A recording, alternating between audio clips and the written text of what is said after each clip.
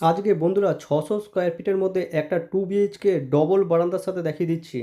দুখানা বেডরুমের সাথেই দুটো বারান্দা পেয়ে যাবেন, একটা টয়লেট একটা কিচেন।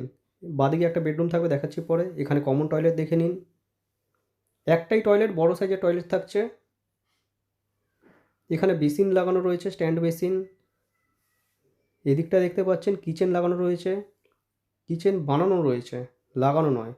আর এখানে একটা বেডরুম যার সাথে একটা অ্যাটাচ বারান্দা রয়েছে। এটা অ্যাভেলেবেল আছে বালি হল্ট থেকে পায়ে হেঁটে 5 মিনিটের দূরত্বতে।